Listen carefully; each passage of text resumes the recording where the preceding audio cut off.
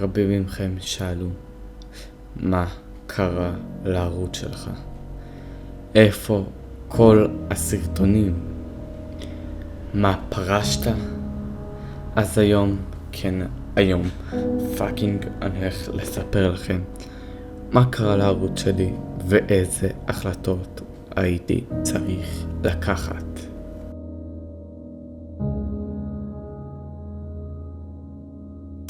אז מה קורה אנשים? כאן פיון גיימר, וכן העליתי סרטון, אז זה אומר שלא פרשתי. כל מה שעשיתי זה התחלה חדשה. למה עשיתי את ההתחלה החדשה הזאתי? בגלל שלא היה לי תמיכה. בסרטונים הקודמים שהעליתי השקעתי להם שעות על גבי שעות ולא ראיתי תמיכה. אז אמרתי, אולי זה בעיה אצלי, כי כנראה אם אתם לא אוהבים את התוכן שלי אז הבעיה אצלי. אז אמרתי, בוא נעשה התחלה חדשה, אני ארוך יותר שעות, יעשה יותר דברים. בעיקרון אני אתמקד על כמה דברים ספציפיים, רוקט ליג ו-CSGO.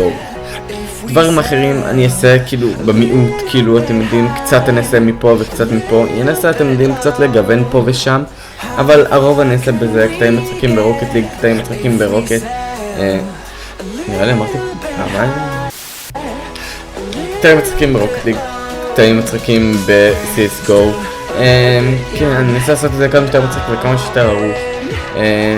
אז כן, לא פרשתי ולא כלום. אני אשמח שתבואו ותתמכו בי, כי אני אעשה התחלה חדשה וזה בעיקרון רק בשביל שיותר יתמכו בי, ואני אשקיע יותר בשביל לגרום לכם לתמוך בי.